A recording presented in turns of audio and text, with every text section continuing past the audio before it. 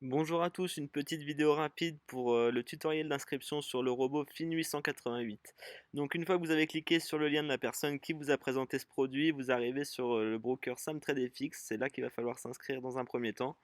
Donc, arrivé en haut de page, vous allez pouvoir choisir le type de compte, vous cliquez sur individuel. L'username, ça va être votre pseudo. La case de droite, l'username référeur, c'est le pseudo de la personne qui vous a proposé le produit. Donc si vous avez cliqué sur mon lien, ça sera Best of Chrono qui sera marqué ici. Le password, c'est le mot de passe, donc vous choisissez un mot de passe et vous le répétez dans la case de droite. Nationalité, c'est la nationalité. National Identification numéro, c'est le numéro qui apparaît soit sur votre passeport, soit sur votre carte d'identité. Ensuite, vous mettez votre nom et prénom. On répète encore une fois nom et prénom de la même sorte qu'ils apparaissent sur votre carte d'identité. Complet, donc si vous avez trois prénoms, vous mettez trois prénoms. Date de naissance dans la case de droite. Ensuite, la case homme ou femme pour votre genre. Puis la place de naissance, c'est-à-dire l'endroit de naissance, donc soit la ville de naissance ou bien le pays. J'ai plus exactement de tête, c'est soit l'un ou l'autre.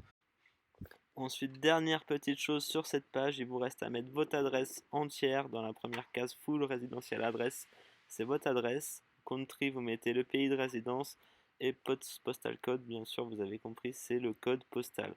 Dans vos informations, vous mettez votre adresse mail et votre numéro de téléphone. Vous cliquez sur les deux petites cases à cocher pour accepter les conditions, puis vous cliquez sur Open Account. Une fois que vous avez cliqué sur Create Account, vous arrivez donc sur cette page pour paramétrer le robot. Sur Account Type, vous cliquez sur FIN888 USD. Dans la case à côté à droite, dans le leverage, c'est le levier, vous cliquez sur 1 centième. Ensuite, c'est juste des informations indicatives, ça a peu d'importance, mais on est obligé de les remplir. Donc, c'est concernant votre profession, si vous êtes un employé, si vous êtes salarié, le nom de votre employeur, l'entreprise dans laquelle vous travaillez, le poste que vous occupez, les années que vous avez d'expérience dans cette entreprise. Ensuite, l'adresse de l'entreprise, puis vous validez. Ensuite, la page d'après, c'est là où vous allez devoir télécharger vos documents pour la vérification d'identité. Donc encore une fois, vraiment très très simple.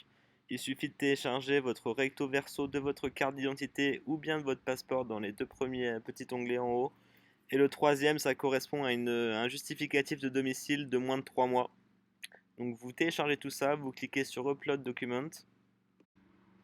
Ensuite, dernière étape, donc c'est vraiment des questions qui sont à titre indicatif, c'est sûrement pour connaître un petit peu le profil de chaque client, c'est obligatoire d'y répondre.